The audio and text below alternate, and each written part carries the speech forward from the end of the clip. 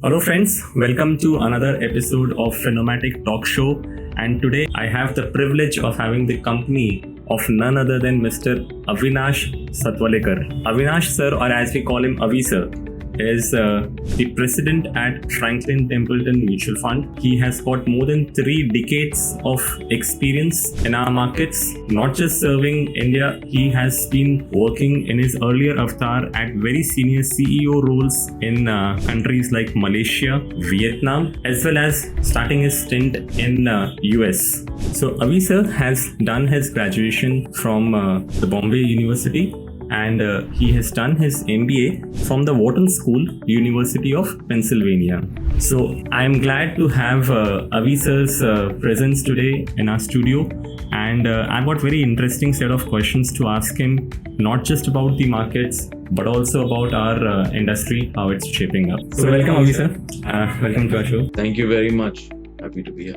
So nice to see you in the city, and thank you for taking out your time from your busy schedule. So I have a series of questions for you, and I would really want that we as audience, our subscribers, our clients, our distribution partners, they get to learn a lot from you.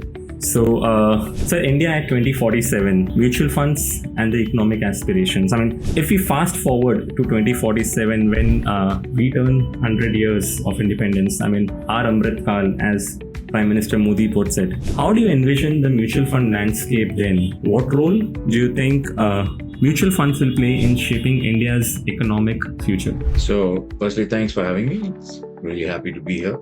So, let's talk about Amrit Kal, right? 100 years. AMFI had done a study, had championed this study to look at what 2047 might look like for our industry. And if you see from an AUM perspective, the expectation is that the AUMs will rise 52 times. All right. From where we are today. That's huge. Massive, right? It's all going to be driven by retail AUM, because retail AUM is expected to rise 57 times, right? So there's now a lot of it is, there's a lot of assumptions in there baked in. But if you think about it today, there's only about 4% of the population that has a mutual fund. Right. So it's a very low penetration. If you look at it as a percentage of GDP, right? Percentage of GDP today, mutual fund assets is 19% in India. The global average is 74%, right? A small country like Malaysia, where I was previously, is 61%, right? So there's no reason why India should not be. Now, when you get to that Amrit Kal number, that percentage translates to roughly about 112% of GDP. Yeah. Now, in the US, it's a much higher number, as you can imagine. In Hong Kong and Singapore, it's almost 150% of their GDP. Now, those are trading hubs.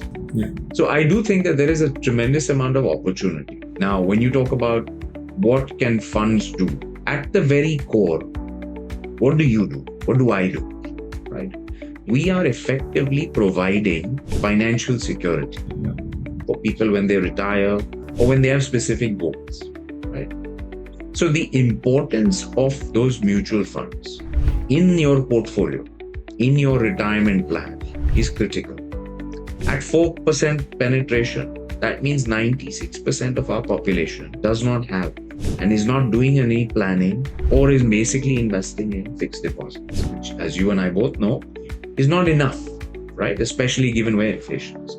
So I think mutual funds and our industry are going to play a vital role in securing the future of the citizens when we get to Amrit Kal. Right. So I was reading one article, sir, and if I may refer to the numbers that you are saying, I mean, if I get my maths correct, just for the benefit of the audience, I'm saying currently in our country, we are roughly at about 350 lakh crore of GDP, right? And assuming that we grow at about 12% nominal GDP growth, let's say 10%, if not 12. Okay, even if we say 10%, and if we compound that number by another 22 years, then that number would roughly come at about 2200 lakh crore, our GDP number. And as sir rightly said, that for a developed nation, that mutual fund AUM to GDP ratio looks like around about 112%. So you put that multiple and you get to a figure of about 2500 to about 3000 lakh crore.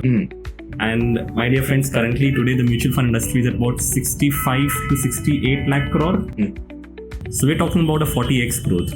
That is the kind of scope of growth that is there in our industry. So my next question to you, sir, is that how will we reach that number? I mean, what will get us there? So I think what will get us there is a lot more education, a lot more financial literacy, a lot more focused effort on all our parts to educate people that you need to have financial assets more than you need physical assets. So if you look at the average Indian investor, 70%, or I'd say 65% is locked in two assets, property and gold. Yeah. And the reason I said 70% is because the way gold has moved recently, maybe it's gone up more than 15% that it is allocated. But when you look at those two assets, they are not necessarily income generating, right? You need not only income generating assets, you need assets that are going to protect you from inflation. Yeah. So I do believe that whole shift of financialization of savings is going to be the big driver for us. So coming to some of the recent events, sir, and I have one global and one national question, which is there at the top of everyone's mind. So global events and their local impact, and we're talking about Trump tariffs over here. So with President Trump back in office and a fresh wave of global tariffs now in motion, we are already seeing noticeable turbulence in global stock markets. How is Franklin Templeton positioning its India strategies and their volatility? How are they managing it? Are there specific sectors or themes you believe may outperform or stay resilient in this macro environment? So let's kind of break that out, because you've got a lot of questions in that one question. So let's take tariffs. Let's start with tariffs, right? If you're looking at tariffs, the fundamental reason why the US wants to have more tariffing is because it is finding that a lot of the manufacturing activity is moved out of the country, and they're trying to bring back manufacturing jobs. And they also feel that there needs to be more reciprocity. If you get access to my market, I should get access to your market, right? And it should be a fair access. It should not be that you get access at, let's say, a 5% tariff, which means if it costs you 100 rupees to make it or $100 to make it, I only charge you an extra $5 and then you can sell it in my market for $105. But when I come to your market, you charge 100% tariff, which means if my selling price is $100, you're charging your customers $200, which makes it unattractive and uncompetitive. So their whole premise is that they want to level the playing field from a trade perspective. Now, the biggest beneficiary of this trade obviously has been China. And so the main target for the US has been, and China has got a massive deficit with the US, right? So there's a lot more Chinese goods coming into the US markets than there are American goods going into the Chinese market. So they're trying to correct that balance. And I think it is a strategy that is obviously very disruptive. It is a strategy that is effectively now blanketed across all countries. India is also caught in that same snag. But for us, it's a little different. The impact is not as much. Right? So not only is the tariff impact not as much, the number of goods impacted are not as much. So if you look at our services sector, which is 47% of our exports, they're not impacted by tariffs. Yeah. So we have more of a muted impact, right? So I don't think, while there is a lot of noise, there is a lot of noise every day about, okay, tariffs are going to come through, it's going to be a better deal, it's going to be a worse deal, depending on what the headlines are and the markets move. Right?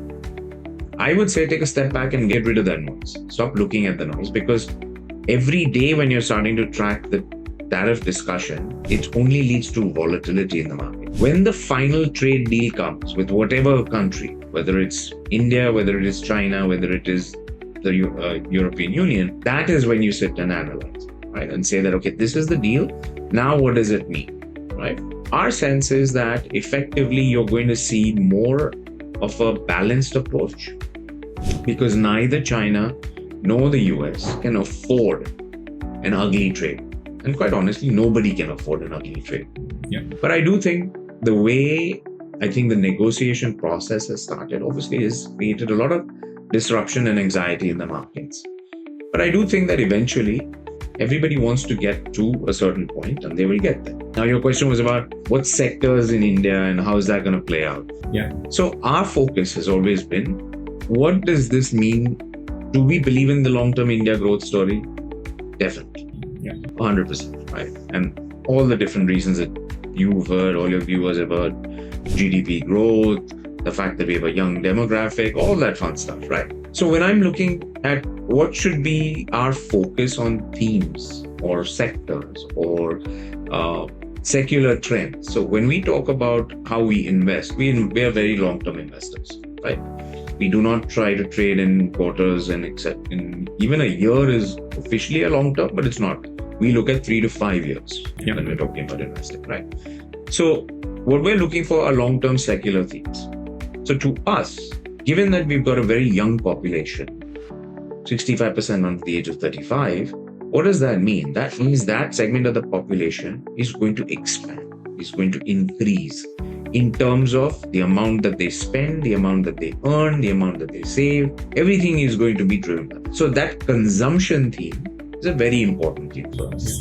So we spend a fair bit of time, and a lot of our portfolios, you'll see there's a lot of consumption related. The other thing that we do like is technology. Right? And technology comes in different forms. If you look at a lot of the quick commerce companies, there's a lot of technology that's being utilized there, right? So technology just doesn't mean you're looking at a software product or you're looking at a hardware product. It means you could be looking at services as well. Yeah, that are driven. And then lastly, I would say that any economy is going to be driven. If it's growing, the financial sector has to be a big part of it. So we spend a lot of time understanding the financial services sector, and we are fairly big bulls on that sector as well. Right. But honestly, sir, how easy or difficult is it for your fund management team to keep their focus when every day or the other you come across some bit of noise or some bit of information saying that, for example, today Mr. Trump says to Mr. Tim Cook that, look, don't invest in India. So how do you guys navigate that? So I'll tell you what. See, I think you have to differentiate between noise and actionable information, right? The fact that, why is it that, let's take, since you brought up Tim Cook, why is it that Apple decided that it is going to move all the production that will come into the US from China to Italy? They've only done it because currently the manufacturing capacity in India has the ability to absorb that. So what they will do is probably take that capacity and say that instead of it going to multiple markets, I will allocate all of this towards the US, right? Now, yes, it might require an additional amount of investing, etc., etc. Now, to tell a company not to invest in India, well, what is my alternative, right? If you're telling me that I should invest in the US and build a plant in the US, great. I'm sure Apple would probably have some kind of plan. But in that interim between when I can set up a plant and manufacture and create product, are you telling me that I should have no phones coming into the US? What are you American citizens going to do about iPhones then? Are they not going to buy that? So I think these things sound sensational, right? They sound, those are headline catching, right? You and I are having a discussion around this. From a practical standpoint, it's not easy to implement that, right?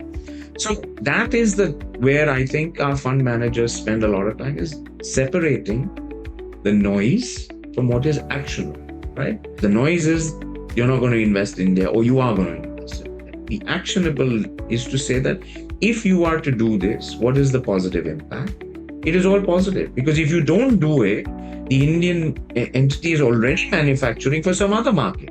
So for India, it doesn't mean anything. It will not change. Is there an additional opportunity? Absolutely. So I think that's where you have to spend your time, and that's where our fund managers spend their time. And that takes experience, right? Yeah. It takes your ability to say, okay, I don't want to spend too much time worrying about this. I'm going to spend time thinking about what really matters, and that in a long-term investment cycle, these things are not going to matter.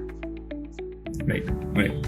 So fairly put, sir. So nice to hear that. Separating the rhetoric from the noise and actual action is something that the fund managers actually excel in, and which is where, when we look at Franklin's pedigree, you guys have been invested in India for more than 3 decades now.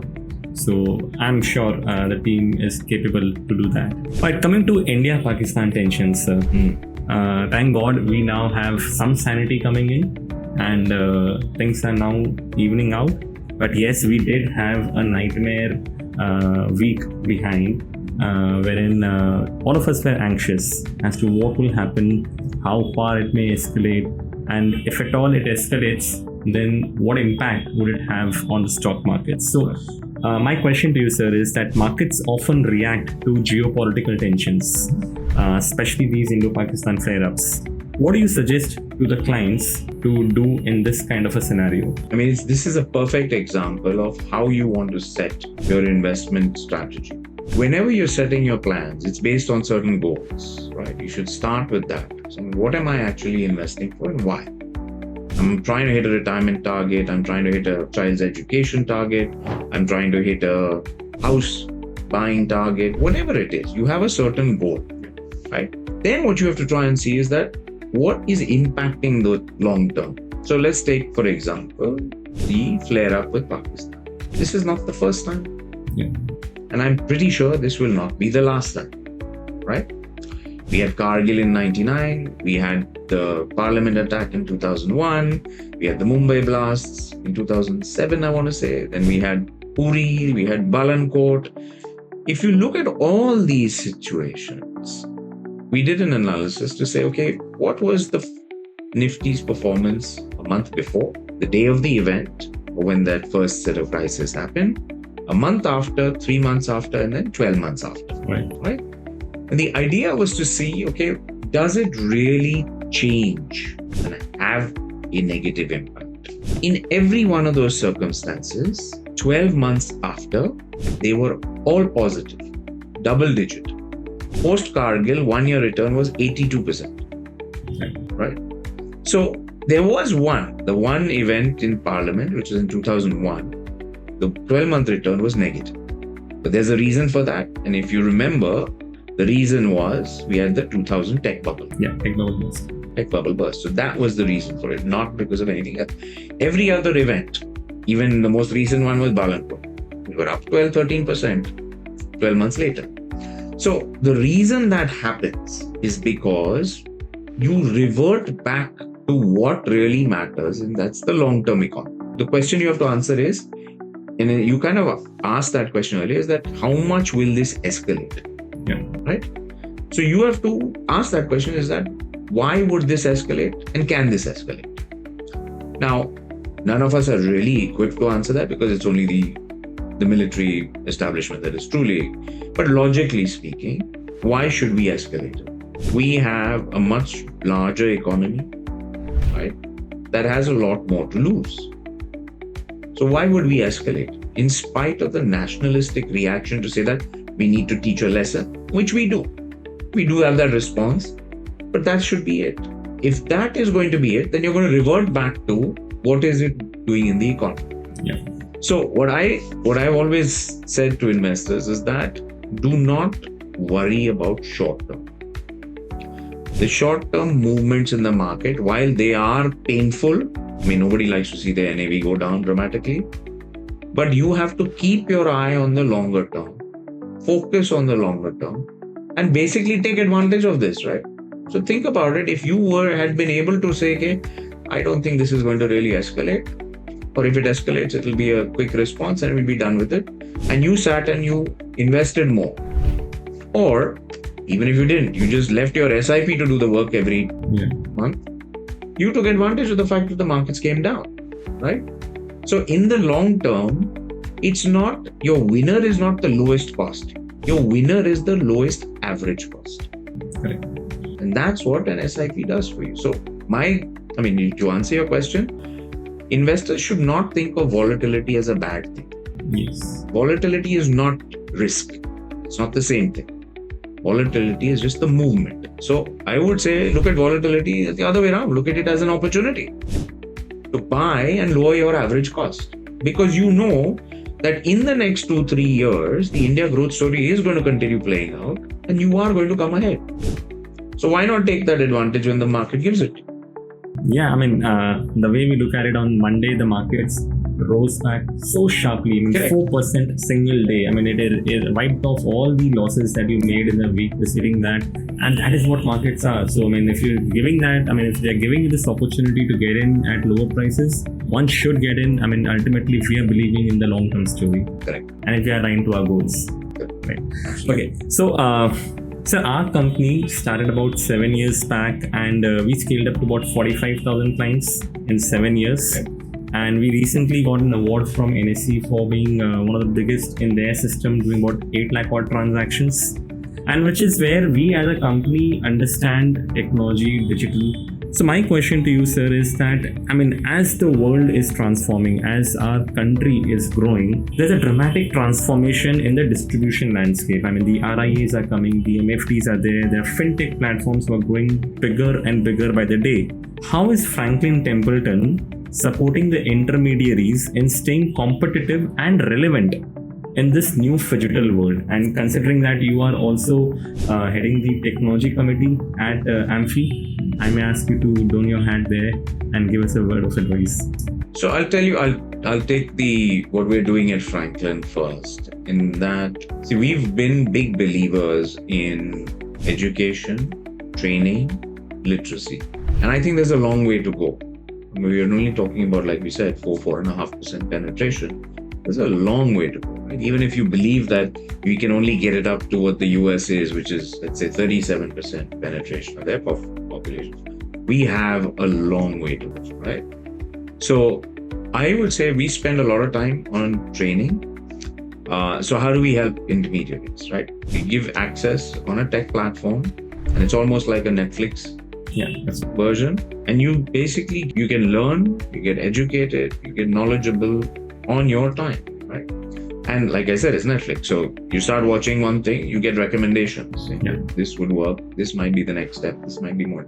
So that's one of the things. The other thing is, from a technology perspective, AI is definitely going to be a big revolutionary force in everything we do. Not just in business, the way we operate in our daily lives. It's, in my mind, the most transformative tech evolution that has occurred since the start of the internet. Right? The start of the internet changed our entire way of living.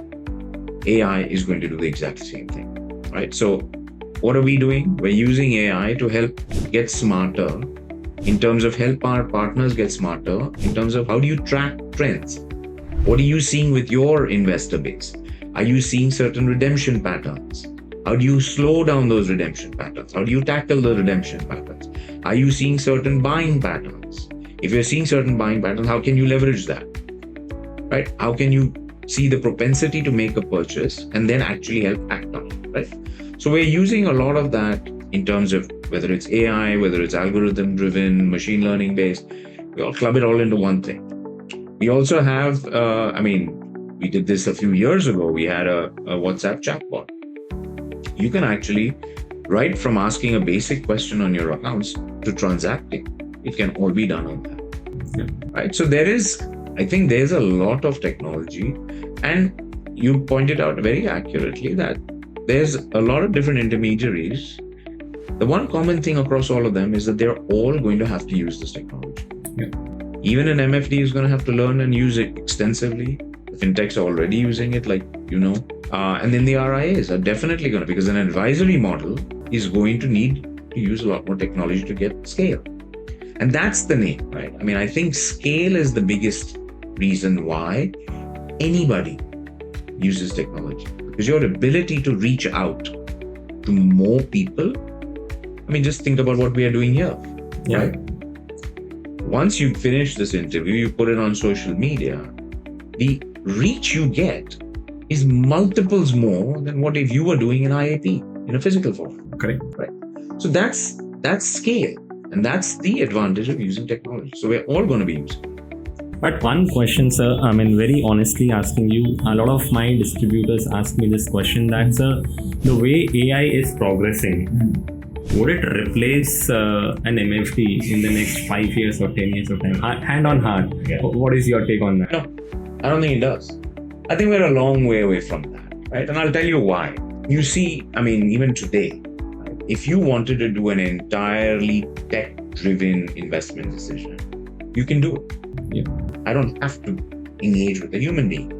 Where that human being becomes important, and this is you'll see in the evidence, right, is to help you keep true to your goals, right?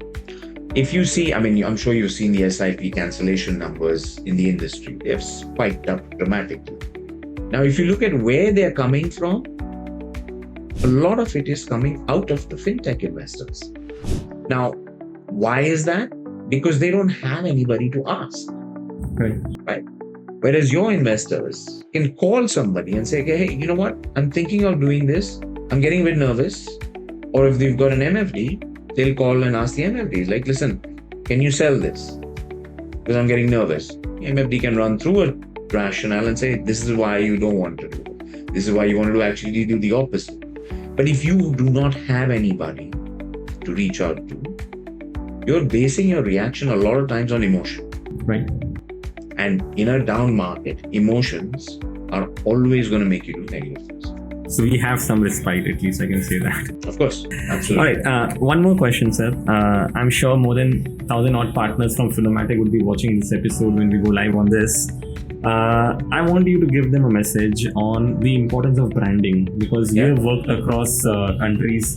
You have seen how different countries have evolved. While branding is something that is pretty big in the multinational setups, like Franklin as a parent, Templeton as a parent would do a lot on that. But coming down to the smaller chunks, the kind of MFDs that we work with, what is the importance of branding for them, and how they can really implement certain things to improve their branding? So I would say branding is important because you need to have your own personal brand. You need to have your firm's brand. But you can't just create that. You've got to work at it, right? So just like you're creating content, you have to find a hook that helps build that brand, because a brand building has to be tied to some substance, has to be tied to some content, has to be tied to something that will help people. What is a brand? It means that I trust you. It means that what you do brings value to me, right? You have to then decide and create what is it that you are creating as value, right? And that is where the difference occurs. So I would say it's not the easiest thing to do to build a brand, but it is probably one of the most important things to do, right? As an MFD, now, brand and reputation are the two things you have that help you build trust. Yeah. And you need that in any business, but more so in financial services, because trust is, our business entirely is on trust. You're acting as a fiduciary for somebody else's money. Yeah. So if you cannot build that trustworthy reputation, you're not going to have a business.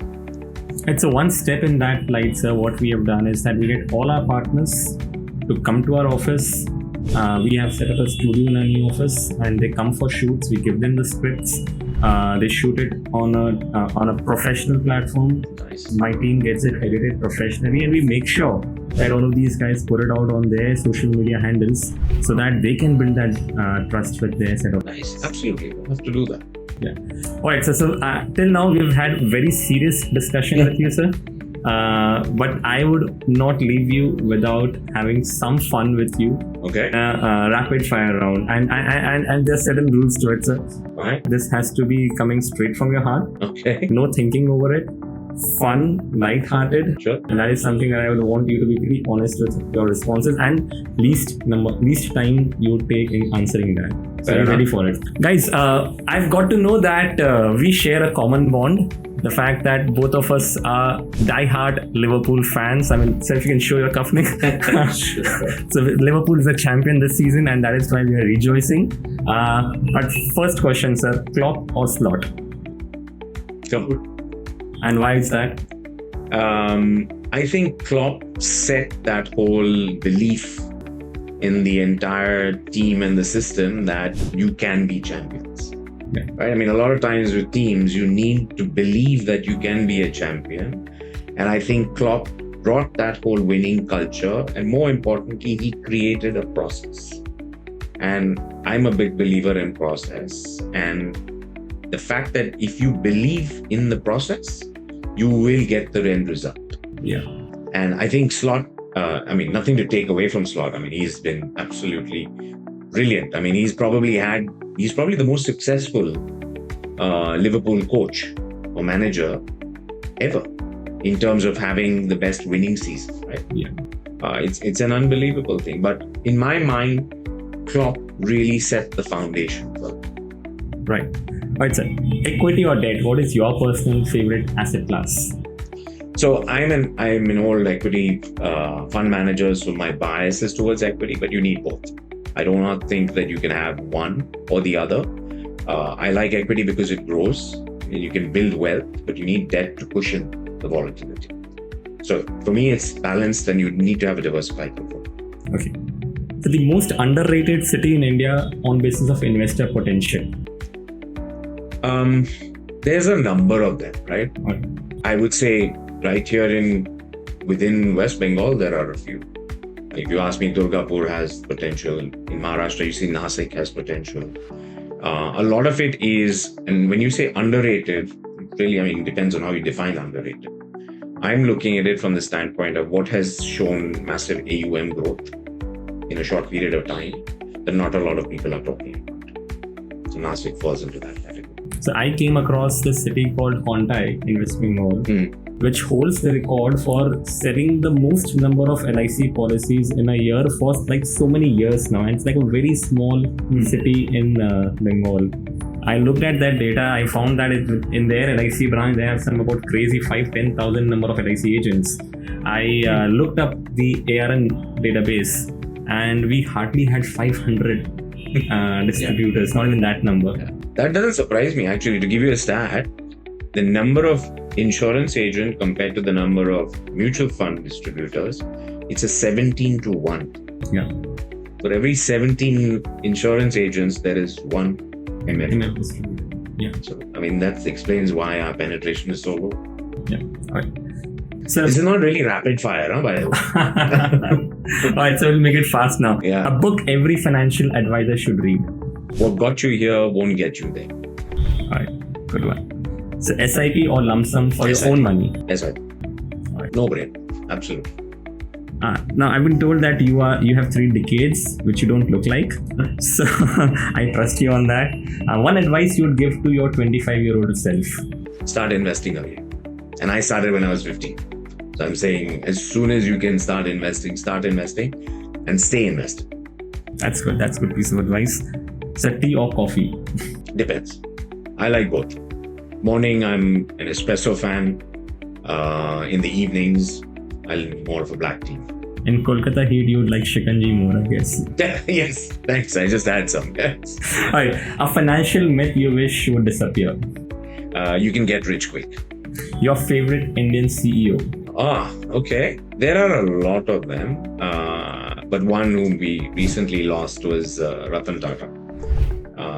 And I think, I have a lot of favorite CEOs, but the reason I liked Ratan Tata was that he had that amazing ability to blend both global ambition, domestic ambition, and marry that all with a very, very high level of philanthropic achievements. So I think that's a really good balance. And one word to describe the future of our Indian markets? One word, transformative. But if I was to get a little more controversial, I'd say rocket ship. Because I do think the potential is amazing. So. All right. It was a great experience on my side. I thoroughly enjoyed this discussion with Avi sir. I'm sure all of you guys have a lot of learning from this episode. So thank you once again, sir, for taking out your time and meeting us and being a part of this show. Thank you so much, sir. Thank you. Thank you, guys. Mutual fund investments are subject to market risk. Read all scheme-related documents carefully.